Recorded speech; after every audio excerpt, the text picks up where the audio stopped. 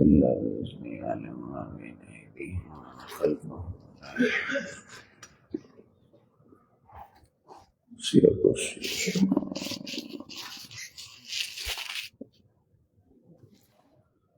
لا إله إلا الله وحده لا شريك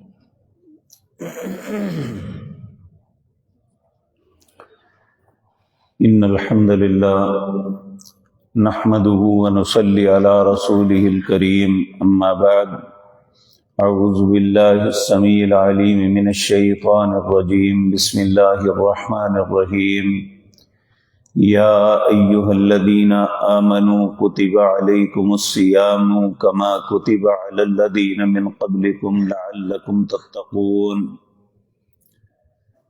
حضرات محترم، روزہ ایک اہم عبادت ہے۔ اس کی فرضیت اور فضائل کے متعلق آپ کے سامنے گزارشات کی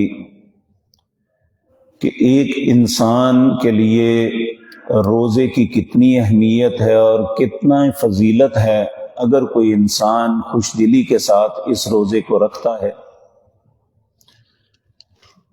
تو یہ بھی ایک حقیقت ہے کہ ہر چیز کے کچھ آداب، کچھ احکام ہوتے ہیں، اسی طرح روزہ بھی نیک اعمال میں ایک بہت بڑا عمل ہے۔ نبی کریم صلی اللہ علیہ وسلم نے ہر عمل کے متعلق ایک بات کہا انما الاعمال بالنیات۔ ہر انسان جو بھی عمل کرتا ہے اس کا بدلہ، اس کا اجر جو ہے اس کی نیت پہ منحصر ہے۔ جیسی نیت ہوگی ویسا اس کا بدلہ ملے گا۔ نیت کے متعلق ہم بہت زیادہ غلط فہمی کا شکار ہیں۔ ہم سمجھتے ہیں کہ شاید نیت چند کلمات کو ادا کرنے کا نام ہے، حالانکہ یہ بات درست نہیں ہے۔ النیت عزم القلب، نیت دل کے ارادے کو کہتے ہیں کہ انسان کے دل کے اندر کیا ہے۔ نبی کریم صلی اللہ علیہ وسلم نے جب نیت کے متعلق رہنمائی فرمائی تو اس وقت یہ بات سمجھائی جس کی بیک گراؤنڈ یہ تھی کہ مکے کے اندر ایک نوجوان کی منگنی ایک خاندان کی بیٹی کے ساتھ ہوئی۔ جو بیٹی کا خاندان تھا مسلمان ہو گیا اور وہ ہجرت کر کے مدینہ منورہ چلے گئے۔ اب اس نوجوان نے اپنے دل میں یہ ایک ارادہ کیا کہ شادی میں نے اسی سے کرنی ہے، چاہے مجھے بھی ہجرت کر کے مدینہ جانا پڑے۔ جس طرح دوسرے لوگ ہجرت کر رہے تھے اس نے بھی ہجرت کی، مدینہ چلا گیا، لیکن اس نے کسی سے بات نہیں کی تھی، نہ کوئی اعلان کیا تھا۔ اس کے دل کی جو کیفیت تھی اللہ کے علاوہ کوئی نہیں جانتا تھا۔ تو اللہ رب العزت نے اپنے حبیب کریم صلی اللہ علیہ وسلم کو وحی کر کے بتایا کہ ایک شخص اس ارادے سے آیا ہے۔ تو نبی کریم صلی اللہ علیہ وسلم کائنات کے سب سے دانا اور عقل مند انسان تھے۔ آپ کبھی کسی کو اس طرح انگلی کر کے ٹیز نہیں کرتے تھے کہ تم نے یہ کیا۔ آپ مجلس کے اندر بات کرتے اور جس کے متعلق بات ہوتی وہ خود ہی سمجھ جاتا یہ بات تو میری ہے۔ جس طرح آج بھی کبھی کوئی گفتگو کریں، بات کریں، تو اگر کسی کے اندر وہ عیب یا وہ غلطی یا بات موجود ہو تو وہ اپنے دل میں تصور کرتا ہے یہ مجھے لگانے کے لیے بات کی جا رہی ہے، حالانکہ ایسا نہیں ہوتا۔ اسے یہ احساس ہوتا ہے کہ جو بات کہی جا رہی ہے میں اس کا مرتکب ہوں۔ تو نبی کریم صلی اللہ علیہ وسلم نے وہ نوجوان اس مجلس میں تھا، وہ کون تھا، اس کا نام کیا تھا، آج تک حدیث کی کتابوں میں یہ نہیں آیا۔ نبی کریم نے اس کی پوری پردہ داری کی اور سمجھا بھی دیا، کہا کہ انما الاعمال بالنیات، اعمال کا دار و مدار نیتوں پر ہے، جس نے جیسی نیت کی نا اسے ویسا اجر ملے گا۔ پھر آپ نے وضاحت کرتے ہوئے فرمایا اگر کسی نے ہجرت کی اس لیے کہ میں فلاں سے شادی کروں تو اسے وہ لڑکی تو مل جائے گی، لیکن جس نے ہجرت کی اللہ کے لیے اور اس کے رسول صلی اللہ علیہ وسلم کے لیے، اسے اللہ کے ہاں سے اجر ملے گا۔ یہی نیت کا مطلب ہے کہ ہم جب کوئی بھی نیک عمل کرتے ہیں ہمارے من کے اندر کیا ہے، اگر تو اللہ کی رضا ہے تو پھر انشاءاللہ اس کا اجر ملے گا، اگر خدا نخواستہ کسی کو دکھانے کے لیے کیا ہے تو پھر مجھے اور آپ کو یہ بات یاد رکھ لینی چاہیے، ایسا انسان جب قیامت کا دن اللہ کے روبرو پیش ہوگا اور اپنے اعمال لے کے پیش ہوگا کہ میں نے یہ عمل کیے، تو اللہ رب العزت نفرت سے کہیں گے کذبتا، تو جھوٹ بول رہا ہے، وہ لوگ کھڑے ہیں تو نے ان کے لیے کیا تھا، ان سے جا کے بدلہ لے لے، میرے پاس تیرے لیے کچھ نہیں ہے۔ اسی طرح اس سے بھی سخت بات، بظاہر وہ کائنات کے سب سے اچھے انسان نظر آتے ہیں، ان میں پہلا ہے عالم دین اور قاری قرآن۔ اللہ رب العزت اس سے پوچھیں گے میں نے تمہیں علم دیا، اچھی آواز آ رہا، اللہ کہیں گے کذبتا، جھوٹ بولتا ہے تو نے اس لیے کیا کہ لوگ کہیں کہ بڑا زبردست مقرر ہے، بڑا زبردست قاری ہے، وہ لوگوں نے کہہ دیا، اللہ فرشتوں سے کہیں گے اس کی پیشانی سے پکڑ کے گھسیٹ کے جہنم کا ایندھن بنا دو۔ اب اس کے من کے اندر ہے، اس نے کبھی اعلان نہیں کیا کہ میں تمہیں دکھانے کے لیے یہ کر رہا ہوں، لیکن اللہ اس کی نیت کو جانتے ہیں۔ اسی طرح دوسرا وہ شخص جو مالدار ہے، خرچ کرتا ہے، اس کے گھر کے دروازے پہ لائنیں لگی ہوتی ہیں، بانٹتا ہوا نظر آتا ہے، لوگ کہتے ہیں بڑا سخی آدمی ہے۔ جب یہ قیامت کے دن اللہ کی روبرو پیش ہوگا تو اللہ اس سے پوچھیں گے میں تجھے مال دیا، کیا کیا؟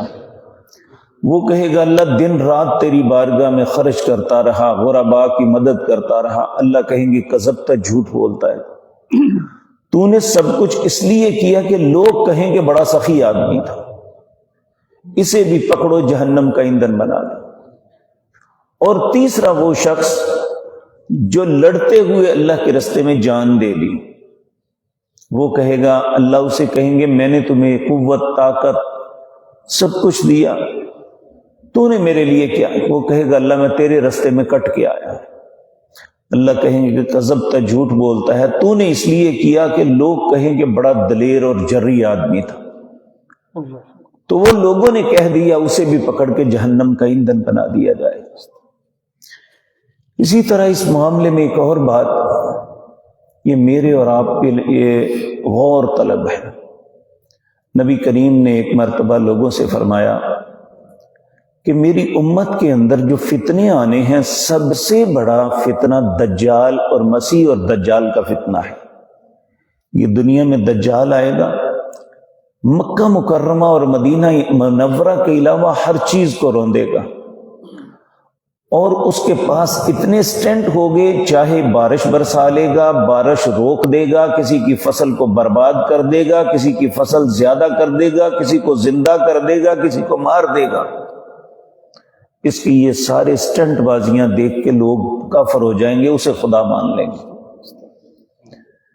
اسی لیے ہمیں حکم ہے کہ ہم التحیات کے اندر اللہ سے اس کی پناہ طلب کریں۔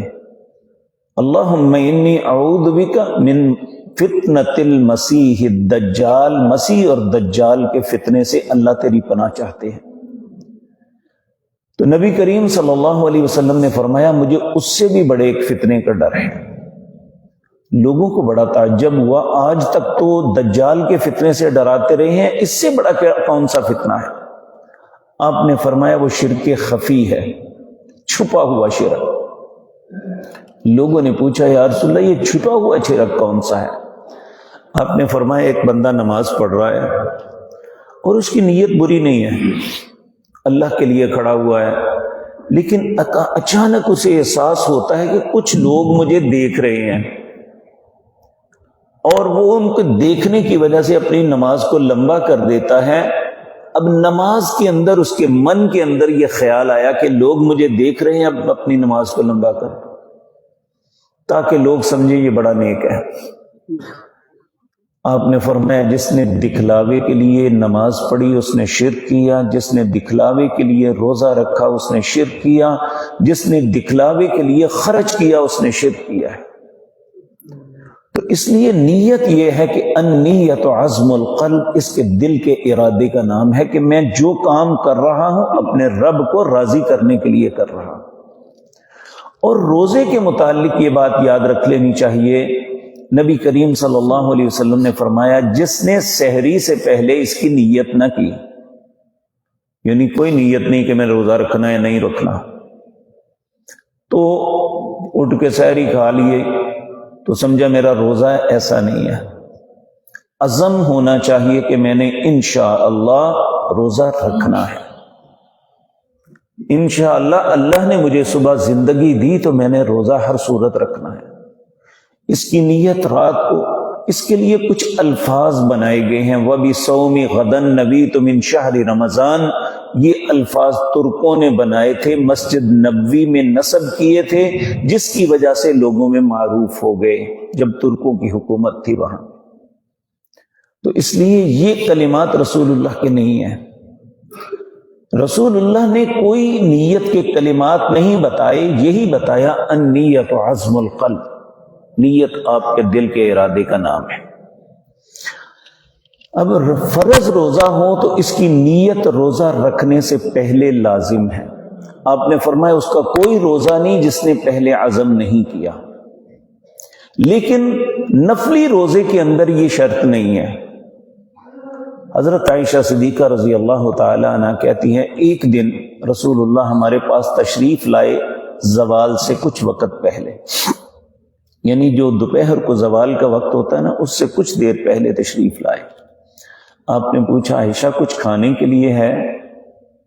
تو اماں جان نے فرمایا یا رسول اللہ کچھ بھی کھانے کے لیے گھر میں نہیں ہے۔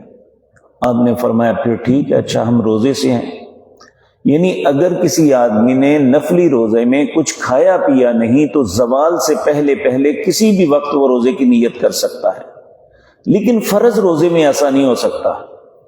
یہ سحری سے پہلے اس کی نیت ہوگی تو اس کا روزہ ہوگا، اگر اسی طرح ٹائم گزر گیا تو پھر اس کا روزہ نہیں ہوگا، اس کی قضا دینی پڑے گی۔ تو یہ بات نیت کے متعلق ہر بندے کو ذہن میں رکھنی چاہیے کہ نیک عمل کوئی بھی ہے انما الاعمال بالنیات، اس کا اجر اس کی نیت کے مطابق اسے دیا جائے گا۔ تو اللہ رب العزت ہماری نیتوں کو خالص کر دے اپنی رضا کے لیے، تاکہ جو ہم عمل کریں وہ اللہ اپنی بارگاہ میں قبول فرما لے اور اس کا اجر ہمیں نوازے۔ اس کے بعد اس کے آداب کیا ہیں اللہ نے زندگی اور توفیق دی تو بتدریج عرض کروں گا۔ اقول قولی ھذا واستغفر اللہ۔